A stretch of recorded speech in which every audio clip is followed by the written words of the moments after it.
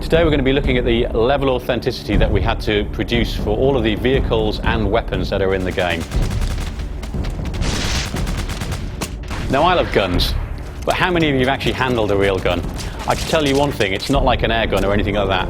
A lot of these guns are really heavy. For instance, when we were doing the motion capture for Operation Flashpoint Dragon Rising, we had to go to great lengths to get the real guns. This is because the weight of these guns can actually affect the way that the animation looks. We use military specialists in our motion capture sessions to make sure that our characters in game move with a lot of weight, like real soldiers do. So we actually loaded the motion capture actors up with webbing. We put lots of lead in that webbing to make sure they move with weight and purpose. We don't show you how many bullets are remaining in the gun, so you have to kind of remember how many bullets you fired. You get the experience of being a soldier. So every vehicle in Operation Flashpoint Dragon Rising has its own characteristics. By this I mean handling, look, turnout, weaponry, etc, etc. Everything from the smallest Jeep to the largest chopper, you'll find a completely different handling experience, but also something that's accessible. You don't need to be able to play a flight sim in order to fly a helicopter in Operation Flashpoint.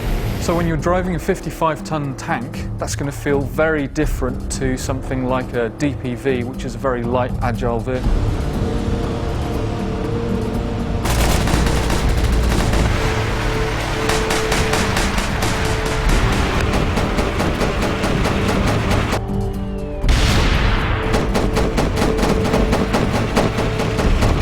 We've spent an awful lot of time researching these vehicles. We've had to capture their engine sounds, we've had to get the right hue of paint.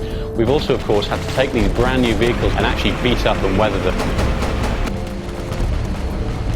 From a tactics point of view, it's very important that it's hard to see the infantry. Camo is a vital part of that. You actually find yourself looking for movement much more so than spotting guys, just as you do in real life in a natural environment full of bushes and trees.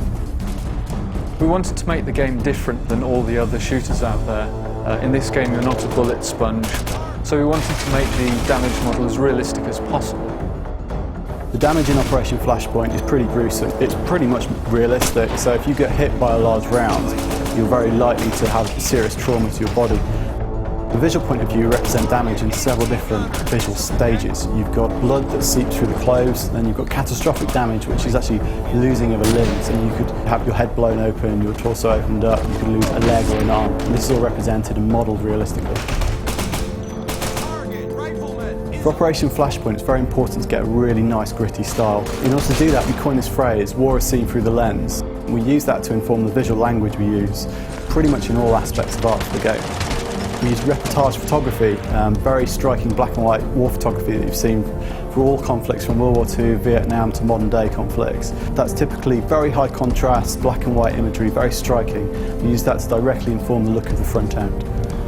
The Egos technology gives us a lot of post-production systems we can use, so film grain, colour casts. We use each of those to create a very, very unique aesthetic for each mission and each time of day. With over 60 variations of weapons in Operation Flashpoint Dragon Rising, it's difficult to choose a favourite. However, if you pin me down, I'd have to choose this one. The M4. It's versatile, it's rugged, and it's adaptable. And what's more, if you point it at things and pull the trigger, it kills them. For more personal situations, I prefer to go for a .45 automatic, of course, just in case.